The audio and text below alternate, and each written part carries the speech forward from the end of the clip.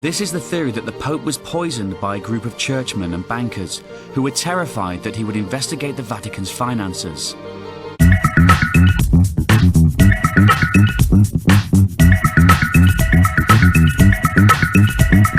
Hey guys, welcome back to my channel. It's Teacher Raph. This is Twilight Zone episode 83. 3 popes, and one of them had a mysterious death.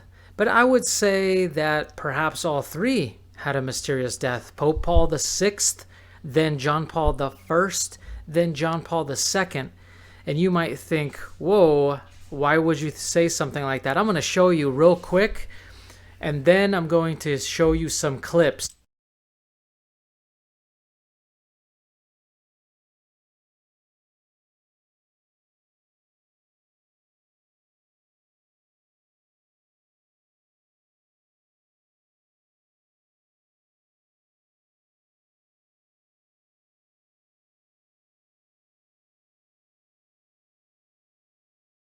Let's start with Pope Paul VI because he came before the other 2.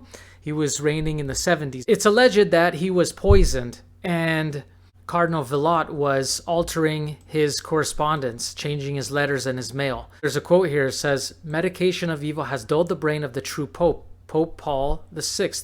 They send into his veins poison to dull his reasoning and paralyze his legs." I want you to remember that this poison isn't supposed to kill this man. It's supposed to dull him. It's supposed to paralyze him to an extent, right? His legs, meaning he still can use his arms. Something similar that I have suspected happened to John Paul II, because the last several years of his life, he could barely walk, and he had severe Parkinson's disease. Perhaps some type of poison or drug was administered to create that disease in him. I don't know, but he was a very strapping, strong man his entire life. So it just leads me to believe that there's some funny business going on.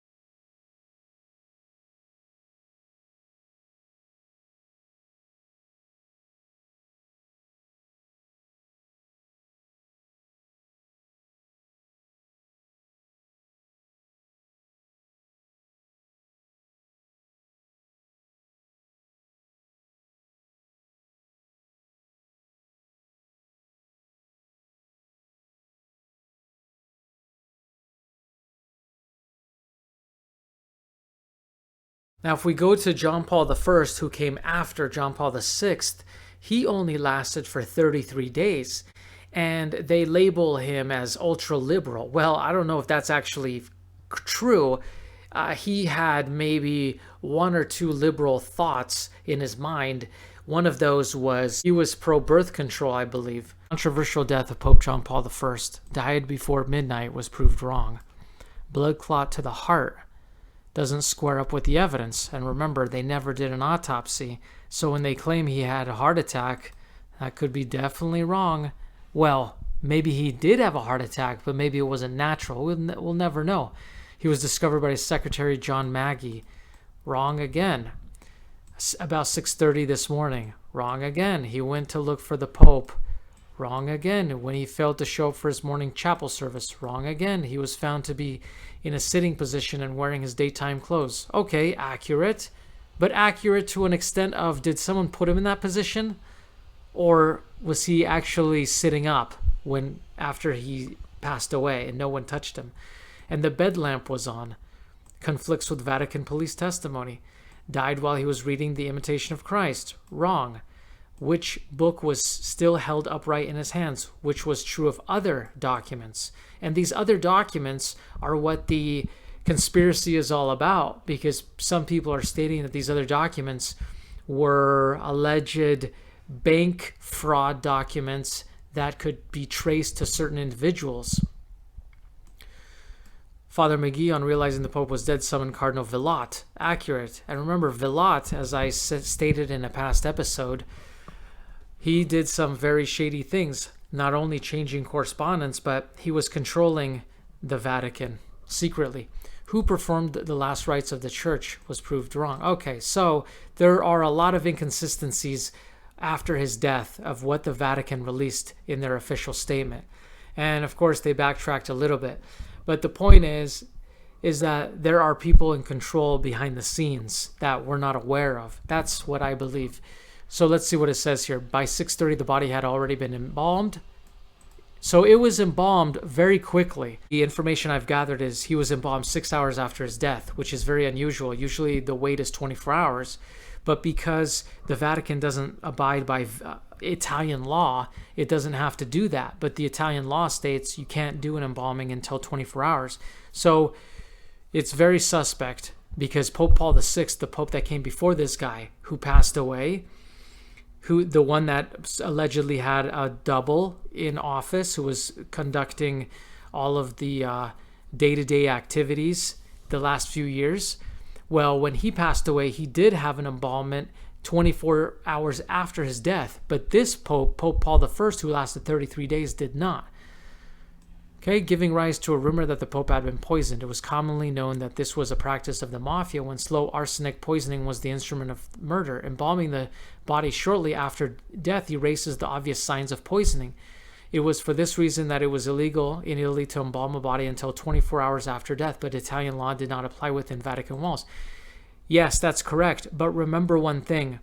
Embalming a body shortly after death, it depends on how much of that embalmment fluid is injected into the body and whether the blood is actually drained. So in the case of this Pope, John Paul I, who died after 33 days, they did not drain the blood. In fact, they embalmed him with his blood intact. Now, how much of the blood was intact, I don't know. And how much of that embalmment versus how much blood percentage-wise was mixed, I don't know either. But if it was more than 20 to 25% of embalmment fluid, if it was more than that, then that means that it would have erased poison, okay, in the blood. But if it was less than 25%, then even if they had prepared an autopsy after that fact, they would have discovered the poison. But there was no autopsy, okay? But the actions prior to the funeral give rise to major suspicion of foul play. Okay, it should be pointed out that if arsenic were indeed the instrument of death, being an element, it would not have broken down over time, would be present in the Pope's cadaver, specifically in his fingernails and hair even today. On the third day following the Pope's death, all of those who had shared the papal apartment with the Pope were reassigned to unknown locations in Europe. This enraged reporters as it made the primary witnesses and the circumstances surrounding the Pope's death unavailable. Every newspaper in Italy questioned the Vatican's actions in this respect. If they had nothing to hide, then why exile the only known witnesses to the circumstances surrounding the Pope's death? In an attempt to bring an end to the rumors, the Vatican finally responded with a corrected release to the press. So they backtracked and said he wasn't holding a document called the Imitation of Christ. They say it's a communication error, and that he was reviewing some old notes. Now, reviewing some old notes, very vague. We wish to correct the original release that it was the Pope's secretary, John Maggie, who had discovered the Pope's body. So do you see how many backtracks they're doing here? Look at this. It was the Pope's secretary who first realized that he was dead. Okay, the Pope was first discovered by the nun who delivered the Pope's breakfast at the usual time. When the Pope did not respond, she summoned John Maggie as she sensed something was wrong. Okay, so they had to backtrack and include this afterward. It is canon law that an autopsy cannot be performed on a Pope's body. Okay, an erroneous correction. It is immaterial whether a nun or his secretary found his holiness. Erroneous correction. It is also immaterial when he was found dead. Erroneous correction. It is also immaterial when he actually died. Erroneous correction. All that is material is that he was found dead. Erroneous correction. The representatives of the Vatican were the genuinely pious, truthful, and sincere men of God that they want us to believe. Remember, there are some people working in the shadows here. Number one, why has the Vatican promoted the idea that the Pope's death was a natural outcome of his lifelong poor health, when the very opposite is true? So, the official story will tell you that he had some massive heart attack, when in reality his physical exam 6 months prior stated extraordinary good health, no heart problems, no low blood pressure. In fact, 121/78, and 6 days earlier, 118/80. The Vatican claimed that he suffered from severe respiratory illnesses since childhood, and he was confined to a sanatorium for a year with tuberculosis and spent most of his life in and out of sanatoria. It's kind of like a hospital, including being confined for most of 1947 in the hospital with pneumonia. The Vatican claimed that he had suffered 6 heart attacks earlier in life, and he had died of a heart attack. Yet, the Luciani family, Luciani is his actual last name, Pope Paul I's real name, okay? So his family and his own personal physician in Venice contradicted this claim, as did every cardiologist in the hospitals interviewed by the press. There is no evidence to support these claims. On the contrary, when he became a bishop in 1958, the age of 46, he included on his official coat of arms the 6 Dolomite mountain peaks for which he held the climbing speed record. And just want to give you a heads up. So this guy was an athlete his whole life, and so was Pope John Paul II. And yet, when he went to meet with Queen Elizabeth II, Queen Elizabeth was very healthy and strong. And Pope John Paul II looked like he was a zombie. It's just really extraordinary. Sure, I understand genetic diseases. I understand genetic diseases exist, but at the same time, I just have a hard time believing that he could barely walk and his health deteriorated at such a quick pace without some kind of poisoning. That's just my own personal opinion.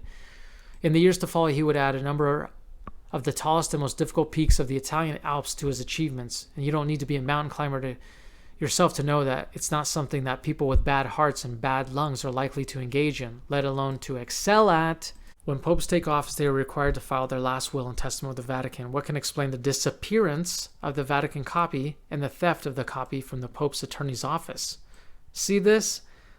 This just goes to show I am 100% convinced. Foul play.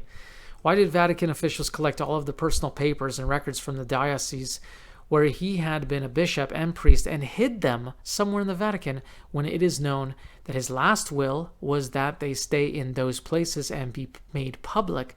So they collected everything about him and hid it, because if they're saying that he had poor health his whole life, then his records throughout his life would contradict that claim, correct? Why does this pope's tombstone at the Vatican have nothing but his name? The least that every other pope's stone has his name and dates of papacy. So they try to make it like he was never pope in the beginning. Oh, they really try to erase this guy. No official biography of him. Why has the Vatican tried to portray Pope John Paul I as a traditionalist after hiding as much of his actual ideology, when the record the Vatican has not been able to hide shows that he was anything but a traditionalist? Well, that is up for debate, because I think that he was a traditionalist. He just had maybe a couple of ideas that were outside the norms. It was reported that Pope John Paul I, after seeing what may come about of those liberal ideas from Vatican II, wept. He was really disappointed, and he did not like the changes that were made on account of Vatican II. Here's an article from the New York Post, 2019, October 19th. And, we have to take this with a grain of salt because this guy is making money off of his book. So who knows, but let's look at it anyway. Meet the mobster who claims he helped whack Pope John Paul I over stock fraud. Now, perhaps part of this is true and part of it is false.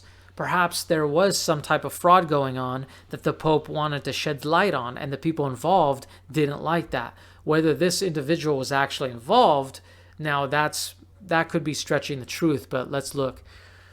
The shocking claim from longtime Colombo gangster Anthony Raimondi, who says that in 1978 he went to Italy with a team of hitmen who whacked Pope John Paul I. They allegedly poisoned him with cyanide just 33 days into the pontiff's reign, according to Raimondi's new book, When the Bullet Hits the Bone. So you can go into his book and see if you really believe what he's telling or not. But let's see what else he says. The billion-dollar scam involved a forgery expert at the Vatican who faked the church's holdings in blue-chip American companies such as IBM, Sunoco, and Coca-Cola. Mobsters then allegedly sold the phony stock certificates to unsuspecting buyers. Now, perhaps this overlaps with the idea that one of the cardinals, I believe it was Bellini, was allegedly a CIA undercover spy, and he was pulling some strings and doing things as well. Well, it turns out that Bellini himself, even though he may have shared some type of control over the Vatican during Pope John Paul VI's reign, during his last years, Bellini himself, was allegedly poisoned, and I'll show you a list of names. He worked for years as a consultant for the FBI. I believe that the Pope was murdered. I believe that the Pope died because of an administration of digitalis, and I believe that he was murdered because reputations were at stake and fortunes could have been lost if he had proceeded as Pope.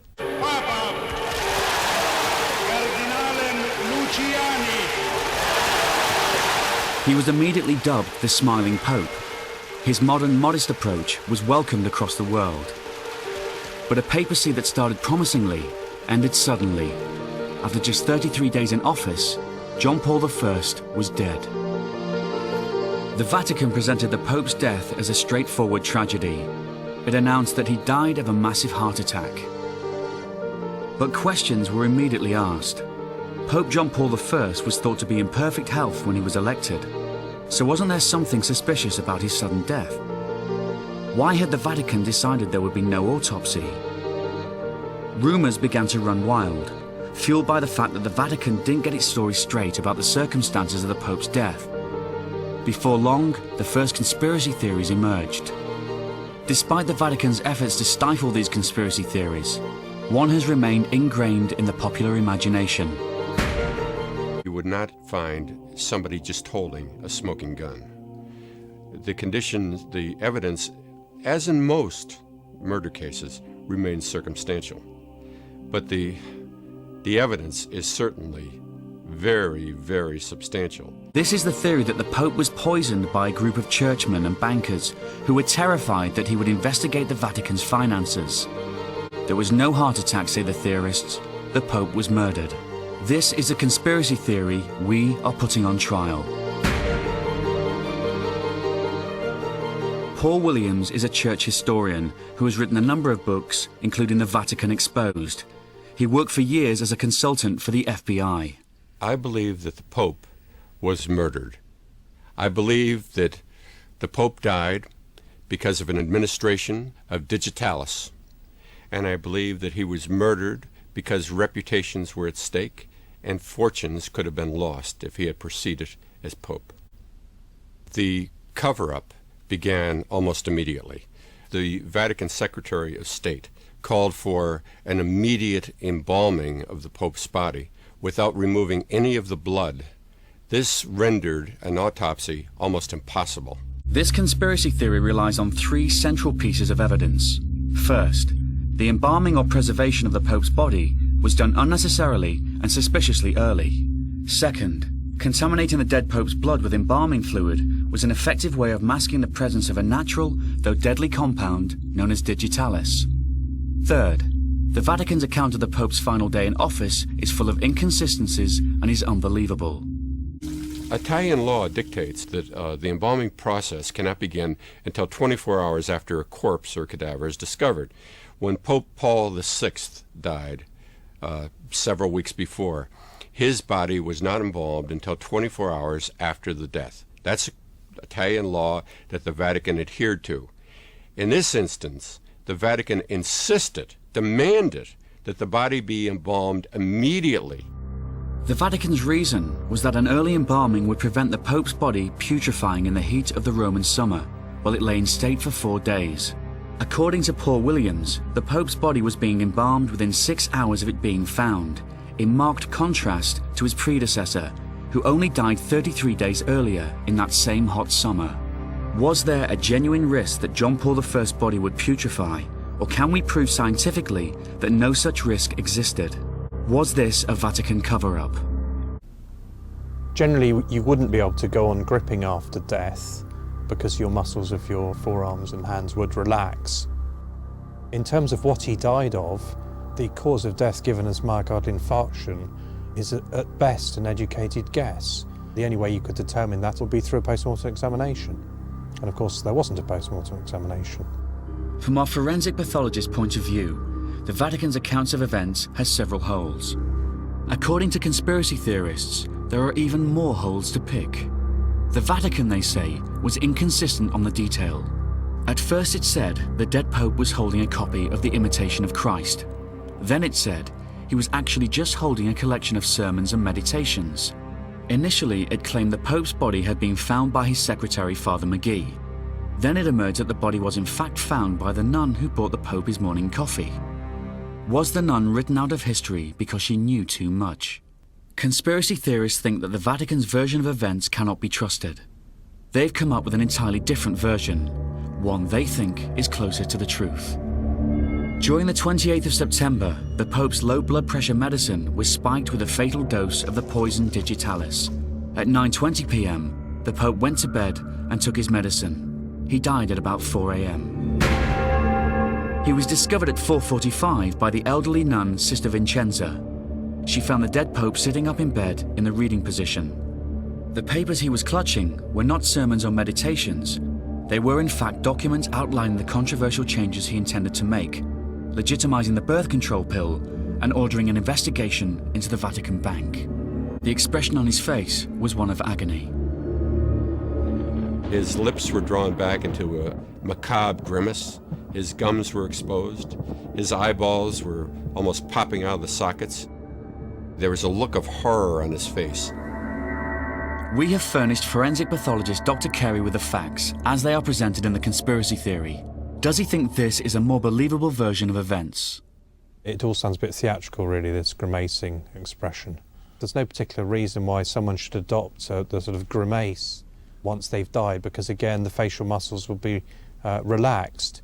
The only time where you may get peculiar facial expressions is strangulation, really, and ligature strangulation, where the tongue may protrude somewhat and the eyes bulge. Dr. Carey sees another problem with the conspiracy theory. Digitalis poisoning would result in a gradual, unpleasant death, not a sudden one. Crucially, John Paul I would have had plenty of warning that there was something wrong. In general, the poisoning would sort of catch up with someone progressively, so there would be this period of being acutely unwell in the preceding hours, perhaps. One might anticipate that he would seek help. There was no distress signal from the Pope that night. He didn't even press the panic button next to his bed. The evidence points to a sudden death, not one by digitalis poisoning. Our expert toxicologist sees one more important difficulty with the conspiracy theory. Well, I think it would be quite difficult to get the dose of digoxin into the person. One possible route that's suggested is that it's in a liquid medicine that he had access to. But as I've shown you, you've got to get around about 5 to 10 milligrams of digoxin into that medicine. It would also depend on him only having a very small amount of that medicine left so that he drank all of it in one go. So that, I think, is the major problem here. According to the experts, the two interpretations of the Pope's last night are both flawed. The Vatican's version is undermined by their insistence that the Pope was discovered in a state of bliss. The conspirators' version is belied by the toxicological evidence. The poison digitalis doesn't work in the way the conspirators claim. There is a third account of what happened the night the Pope died, put forward by journalist John Cornwell. In this version, we end with the same scene, the dead Pope propped up in bed. We'll now turn back the clock and examine a final version of what might have taken place beforehand. At an unspecified time during the night, the Pope was struck down by a fatal pulmonary embolism. This diagnosis, it's claimed, fits new evidence that the Pope had chest pains the day before he died. At 10:55 p.m., Father McGee looked into the Pope's bedroom and found him dead in a crumpled heap on the floor. McGee called the other secretary, Lorenzi. They picked the Pope up and placed him in bed. They were motivated by two things: the desire to preserve the Pope's dignity in death and the fear that they would be criticized for failing to call a doctor when the Pope was having chest pains earlier. They decided to create the impression that the Pope died peacefully and without warning. They placed sheets of paper in the Pope's hands to make it look as though he'd been reading, and they put his glasses on the end of his nose. This secretly staged scene was what Sister Vincenza walked in on the following morning. What does Dr. Carey think of the idea that the Pope's body was moved and then manipulated into its final pose? I see no reason against any of that being possible. I think if they positioned his body soon after death, he would be floppy and relaxed, and so you could easily move him into whatever position you liked. In this account, the secretaries weren't covering up a murder, they were covering up the grim reality of a painful death. It has to be said, this is an extremely difficult theory to prove. The problem is it's both possible and plausible, but there isn't any positive evidence for it. So we're into the realms of speculation, really. At the Pope's death, right now, you would not find somebody just holding a smoking gun. The conditions, the evidence, as in most murder cases, remains circumstantial. But the evidence is certainly very, very substantial. Almost everything that the Vatican said has been proven to be a lie. I mean, it just doesn't make sense. Why insist on this immediate embalming? And why insist that not one drop of his blood be removed? None of these things can be explained. And they all point to, I think, the fact that he was murdered. We have shown that the Pope was embalmed with undue haste and that Vatican officials have serious questions to answer about their actions in the immediate aftermath of the Pope's death. After getting some preliminary shots, Askew moved into position for a closer view. The jeep carrying John Paul drew to within 18 inches of Askew, and the Pope extended his hand to the cameraman. Askew stopped filming to receive the blessing, and a moment later, the shots rang out. He immediately resumed filming to capture these extraordinary pictures. Although brief, the film confirms eyewitness reports that John Paul remained amazingly calm after being wounded. Pope John Paul has said he forgives Mahat al-Aqqa, the man accused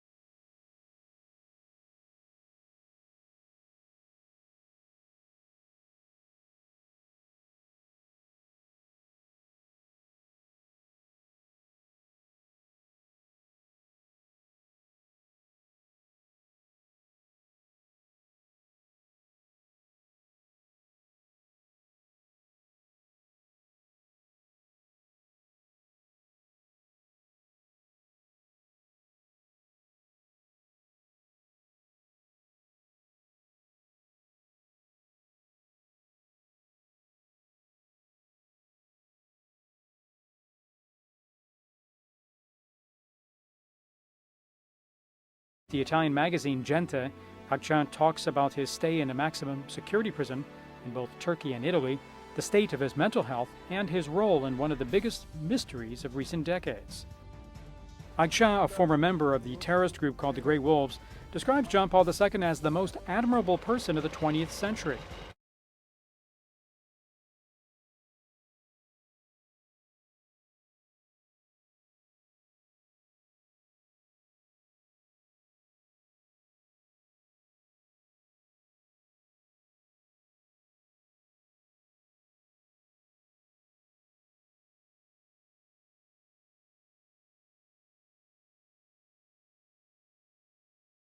So we can see here that Pope John Paul II, toward the end of his life, he had an extraordinary bad hunch to his spine. He could barely walk. He could barely raise his hands. He could barely speak. He could barely hold his head up. Yeah, he was sick. He had Parkinson's, but his body deteriorated so quickly. It makes me very suspicious because he was very strong his whole life. I mean, really strong, very energetic, very athletic. He was highly competitive. So I just think that perhaps he may have been poisoned like Pope John Paul VI, and it sort of paralyzed him and dulled his brain and made him semi-incapacitated so they can control him better. Because as you remember, Pope John Paul I, who came before this guy, Pope John Paul II, only lasted 33 days. So perhaps these shadow figures figured, well, we got rid of the first guy, Pope John Paul I, because he was just too hard-headed. We couldn't get him to do what we wanted, and he was leading an investigation. He was getting too close. But this guy, we have to just steer him away. We can't just keep destroying popes. It'll just become too suspicious. So they poison him, and they slowly control him in his latter years. But I have a suspicion they controlled him from the get-go.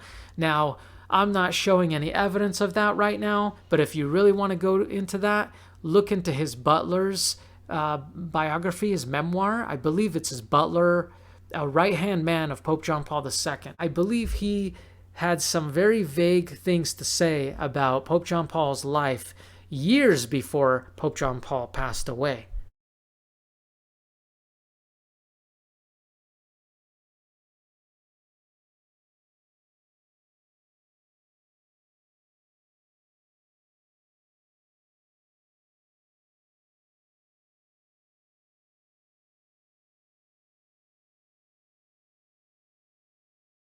Pope is already in a coma.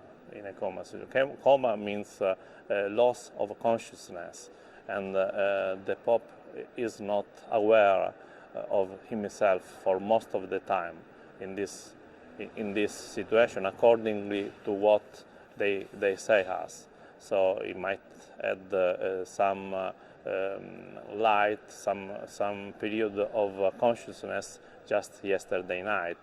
But today the news are that he's not in a condition to think, so he's in coma, he's already in coma. How long? And in the brain, we are going to have a problem. So everything is. He might have a problem with blood pressure, and for this reason the oxygenation of the brain is not perfect, and it also has a problem with kidney function. And considering this problem he has, I think his situation is very, very serious. From the news they gave, we cannot make an estimation. Yes, I mean his situation can last even days or even also more than a month. I mean, it depends on we have experience of a person that can stay in this situation for a really long time. So the problem is the condition of his brain, and also to really estimate the possibility of resistance of his cardiorespiratory system. And I would also say his kidney function are very important for the period of existence, I think.